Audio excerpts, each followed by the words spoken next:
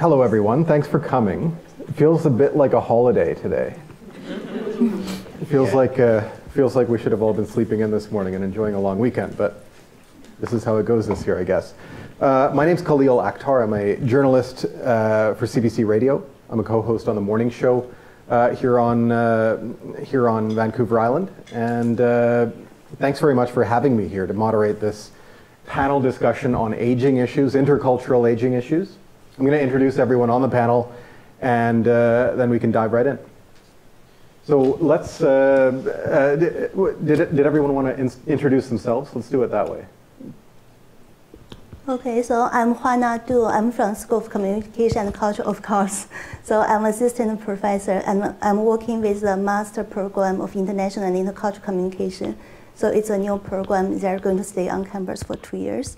And for myself, I'm also doing research in international and intercultural communication from a cross-cultural perspective to look at the cross-cultural adaptation kind of issues. Okay. Well, my name is Zhenyi Li. Then I copy everything Juana said. It's a plagiarism. And I'm leading the MAIIC online cohort. So the only difference is her learners are on campus, my learners most of the time online. And then my research interest and the current agenda is on health, intercultural health communication. And I would think we'll share more about that later. And Chase is on the internet. That's right. I live on the internet. My name is Chase Remillard. I'm assistant professor at the School of Communication and Culture. I teach at the BA Professional Communication as also the MA Professional Communication.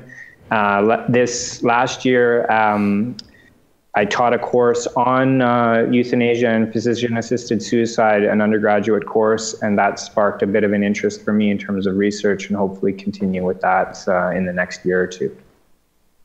Great. So we're going to touch on many of the issues that all three of you work with on a regular basis in terms of your research and teaching and so on, but we'll try and cram as much as we can into the next half hour. So let's start in general terms. And I'll leave it to each of you to choose how to answer this one. But let's just look at cultural differences and how we look at aging, depending on where we are in the world, say in Eastern Asia, Central Asia, parts of Europe, or the Western world here in North America, and so on. How do perceptions of aging shift depending on where we're living? Zhenyi, do you want to start? Well, I think, as we all know, tax and death, these are two things we cannot avoid. But then tax is less cultural, but death is really cultural. And so people, not studying intercultural communication, like they think, okay, it's your job, like to research on that. I'm just a human being. But once, if they or their family members are close to that stage, they suddenly find there's a lot of cultural considerations, a lot of cultural values embedded, and a lot of cultural negotiations. Especially nowadays in Canada, we have multicultural families, and that's a big decision, but that's a cultural decision or multicultural decision, and so.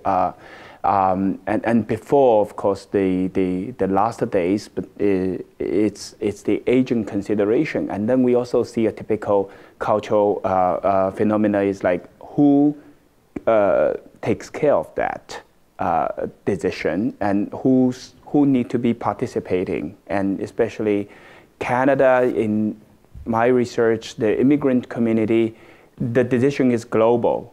Like they have aging parents. Not in Canada, or they have Asian parents in Canada, but the other family members are all around the world. And so what should they do, and who do what, and how's the decision reached? Each different immigrant community, they have different answers.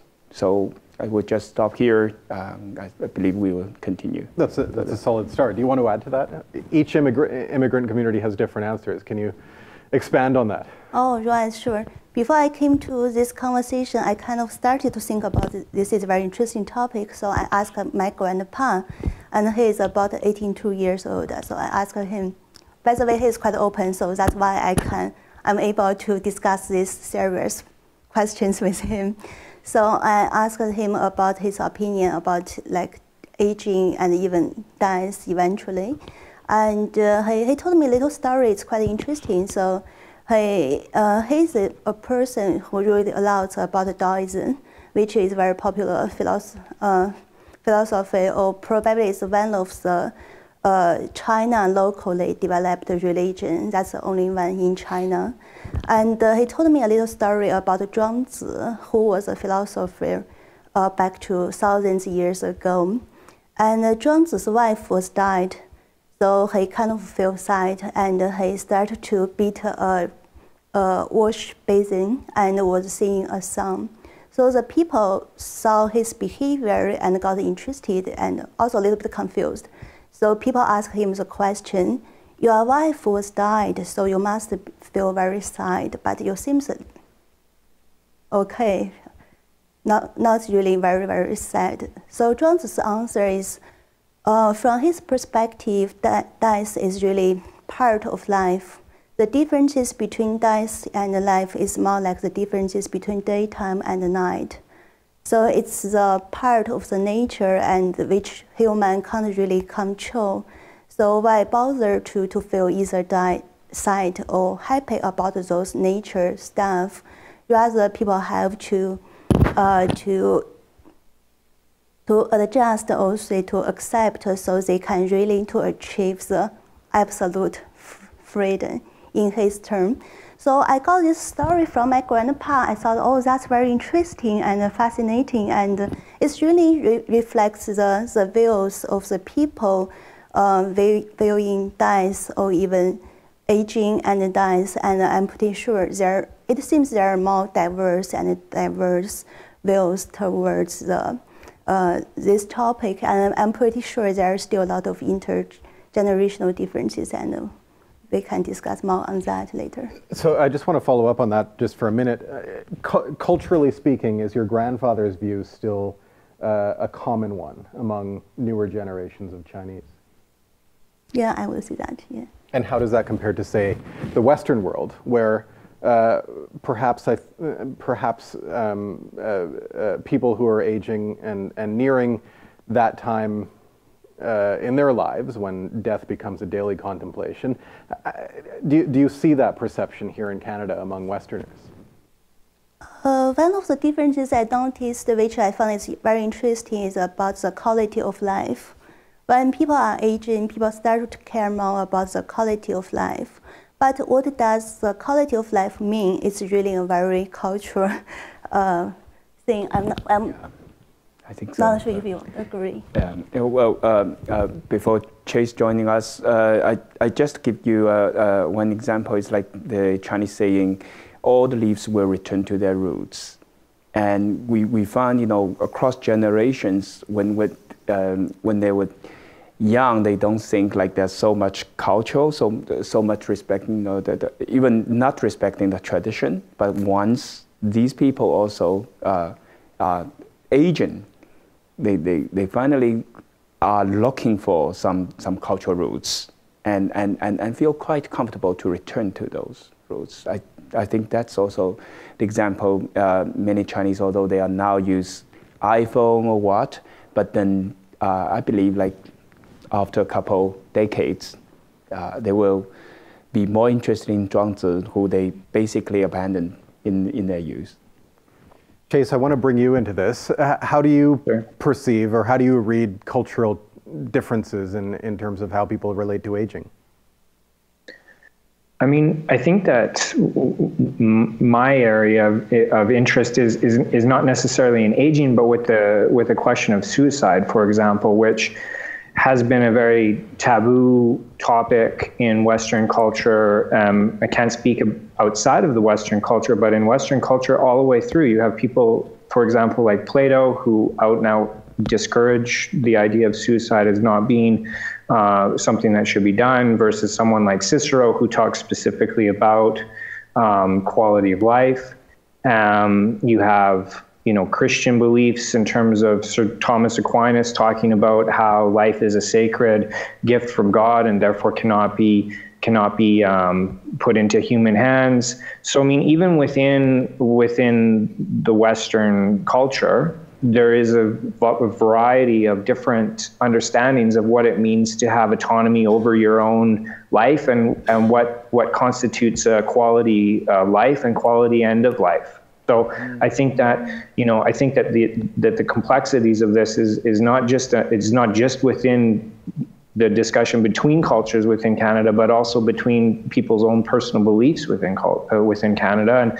And you take a society like Quebec that's very liberal and sort of has a very liberal notion of rights, and you can see that that's the place that typically sort of pushes the boundaries of our understandings of what it means to have autonomy and have right over our own body.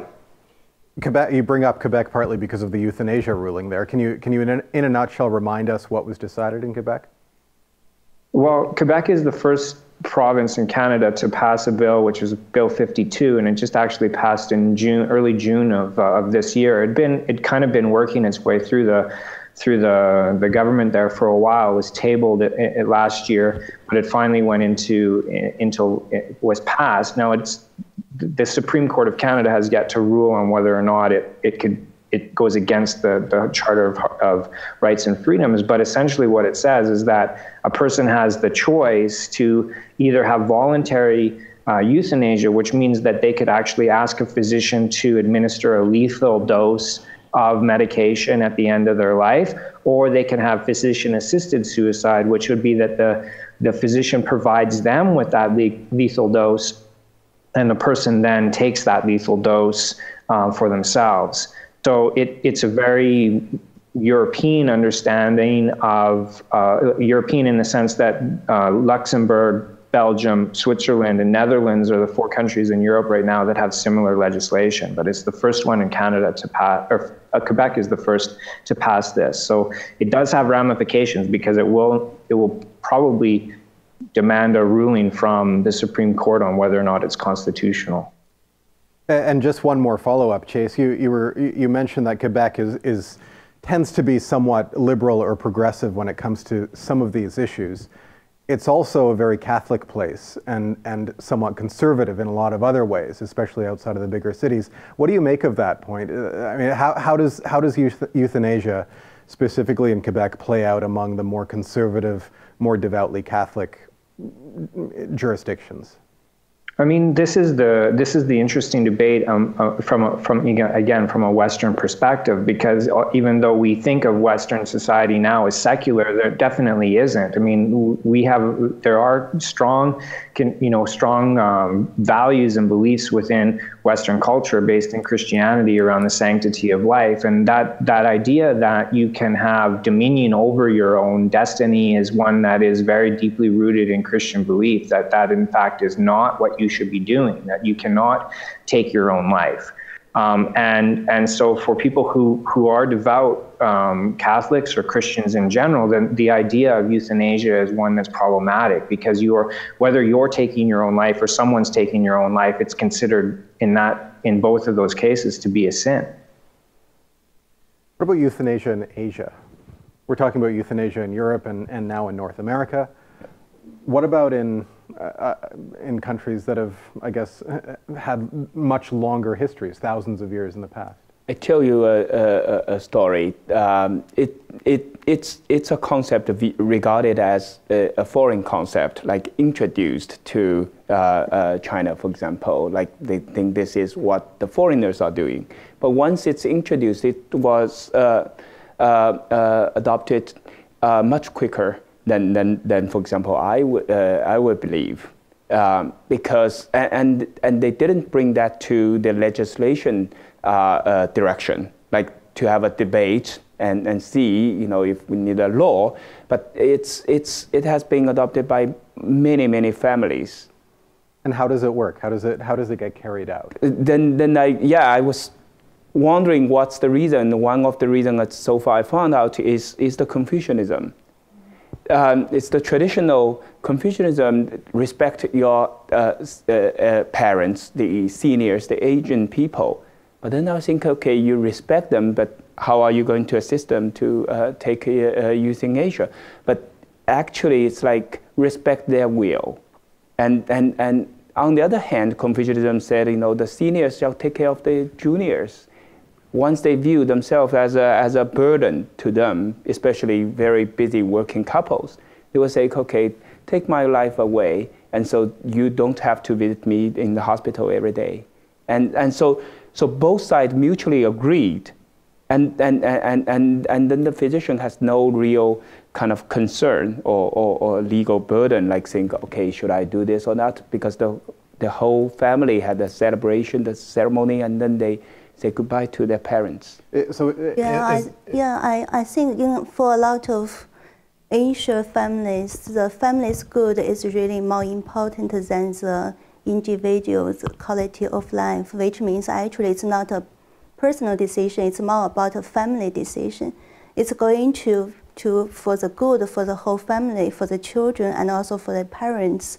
So in a lot of situations, I see the parents are very much concerned, oh, I'm going to spend a lot of money and I'll leave a big debt for my children, and they're going to have a big burden and to live a miserable life in the next 20 years. So probably that's one of the concerns of those elder people. And from another perspective, if we look at those Eastern philosophies, for instance, the Taoism, Confucius, or Buddhism, and if we are going to compare it with the Christianity, one of the big differences actually death is not really, suicide is not really like a big taboo. You are not allowed to do it. But it's more important is what kind of value you really attached to life. What makes your life more meaningful? If you do good to your society, you do good for your family, or you take care of the people around you, you make your life more meaningful. That means you have a good life. That's a quality of life. It doesn't mean you have to, if you live longer, which will make your life more meaningful. That's not the meaning attached from an Eastern philosophy perspective. In addition to that, the hospice services or the end-of-life care facilities, it's basically underdeveloped in those heavily populated countries like China. So actually, there are not many other options available. To some people have a terminal cancer, but cost a lot, and so once it passed the moral judgment, like people care less about if it's legal. But then this tells us another cultural difference is Canada. We first think if it's legal, and if it's legal, then you debate within your community with different faiths and see if it's acceptable. But that's a reverse order, I would say. Yeah. Is there, Chase was talking about legal challenges and so on that remain, legal hurdles that remain in Canada, the Supreme Court and so on. Does any of that get discussed in China? Or is that so far off in left field? Haven't seen any more debate. discussion. Yeah, the country, the government doesn't think it's their responsibility. It's the family decision, and also often it's made by the person, him or herself. So then, Chase, are there any lessons to be learned? Here we are in Canada. We look to Western Europe, yes, as though we've invented the wheel. I guess that's what Westerners do. But here's an Asian country that does this. It seems to work. Should Canada be looking to China, for example, here? Well, what's interesting about what my colleagues were just talking about is that argument that they put forward for the legitimacy of that act is often used in Canada to justify the status quo. In other words, the legality of physician-assisted suicide and euthanasia, in the sense that in our understanding, in our legal understanding of what it means to have an autonomous control of your own body, and the sort of liberal understanding of rights, and that individualist understanding of rights, you can't be coerced. You can't feel obligation to others, and therefore it's hard to separate autonomy. So if somebody says, well, I think it's better for my family that I should end my life, that would actually not be a legitimate reason under our understanding of what your rights are. So, you know, the appeals that people make, like Gloria Taylor, to the Supreme Court of BC, and therefore appealed all the way to the Supreme Court of Canada, one of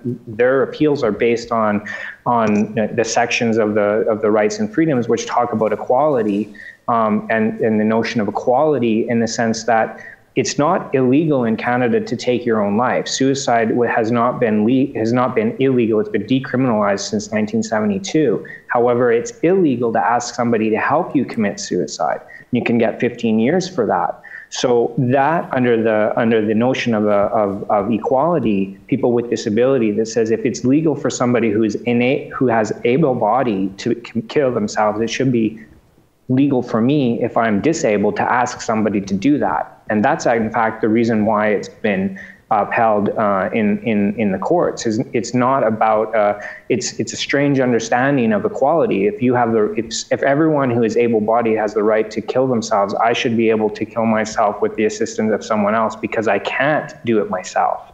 Yeah. And I would say in bigger cities like in Canada, with more and more immigrants from very different cultural background, we, of course, I don't want to see, but we probably will come across with cases related to assisted suicide that is okay to their original culture, but they are Canadian citizens. And so, of course, I don't hope to see, but there's a huge possibility, like this may come across. So this is one of the challenges, I suppose, of living in a country that I mean, let's be honest, Canada tends to go out of its way to be multicultural. We're not like the United States, or at least we like to say we're not like the United States, in that we don't melt together. We maintain a multicultural society, and that may be a good thing, that may be a bad thing. So what happens in cases of aging when you have these highly differentiating cultures living together in one place? You have this example of the hospice in Vancouver that you dealt with. The hospice facility at Point Grey in Vancouver has been, raised as, in the public media, like they are community, they are people saying that in their culture they don't like to live close to a hospice facility, and which to me actually is not a real proper way to raise an intercultural dialogue. Just very briefly, this was an issue where a hospice was to be built in a neighborhood that happened to have a lot of have a large Chinese community. And a large Chinese community are so interested in real estate values, I would say, as investors, and so they don't want to see that facility next to them. But then some of them, they use Chinese culture as an excuse. Why I say it's an excuse, it's not a real strong reason. Because in the Chinese culture, they are also, like Juana just introduced, they are also cultural values supporting hospice care. And so that's why I was in that case, for example, has been brought to public attention, in my opinion, too late.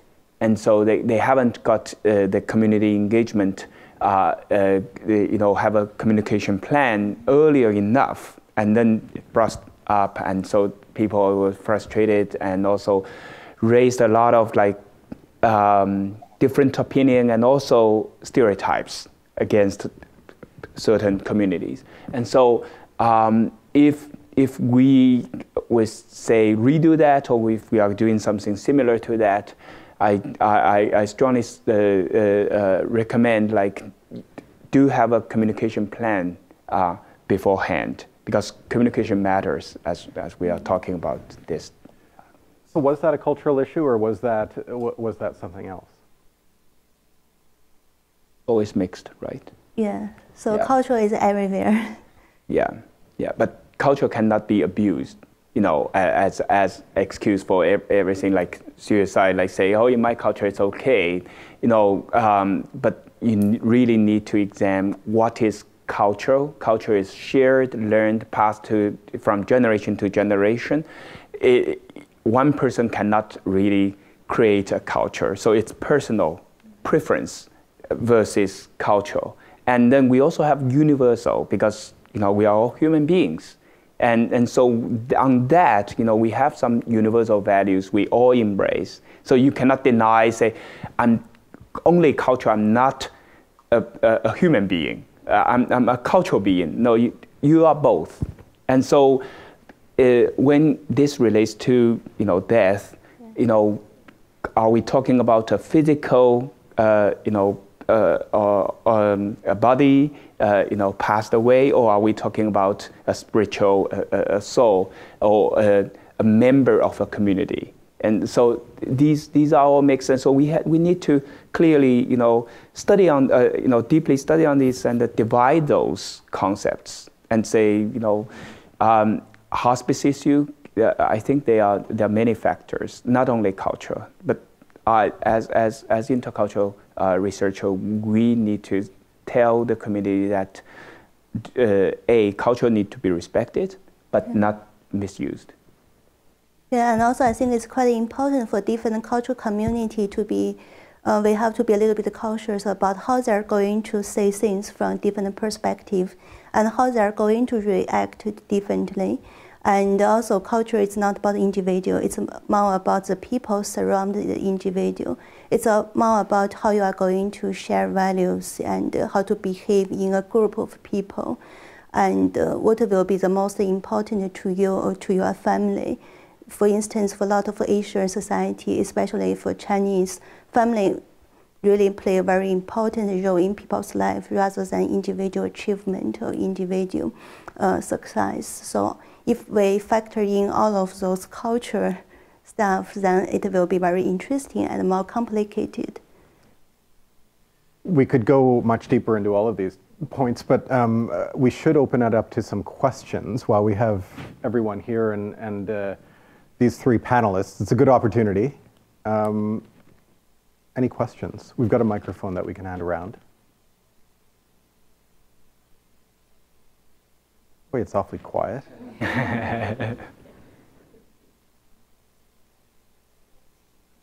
If there are no questions, oh sure, yeah. So using the legal system in Canada means that there is a whole set of tests that you have to prove against that you've done it correctly.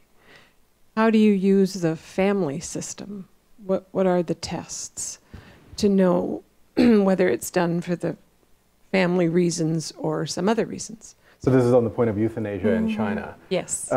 How do you regulate a system that isn't built on the framework that Chase is talking about here in Canada? Do they have a regulation on that? I don't see there kind of formal discussion on that. And I would assume one of the difficulty would be if we say from a family perspective, then it's going to be a collective decision. The question is really who should make the decision for that particular person. And another reason, another thing we may need to think about is if we are going to make that decision, so what interest would be that decision in favor for? So probably that's the two questions we have to think about, which makes the discussion more complicated. I'm more interested in immigrants to Canada, and rather than the Chinese stay in China. Immigrants from China have many different perceptions. Some of them misperceptions of Canada, like as a land of freedom, and then they think they can freely celebrate whatever rights they have here. So I would say they need a pre-departure, like what I always say, a pre-departure orientation to learn about what is Canada and also these critical issues, rather than you need to fill in a form with a landing paper, all these things. Critical issues like what's Canada's position on euthanasia, for example, and so they know what they can do, what they cannot do in Canada, even before they make the decision to immigrate to Canada, or to understand Canada as a country also have values. It's not like Canada celebrating multiculturalism without any principle. It's actually you like to join Canada or not. Other questions? Well, thanks to all three of the panelists for taking some time this afternoon. It's very good of you. And Chase for joining us from so far away. My pleasure. My pleasure. And thanks for coming. Happy Canada Day. Yeah. Thank you. Thank you.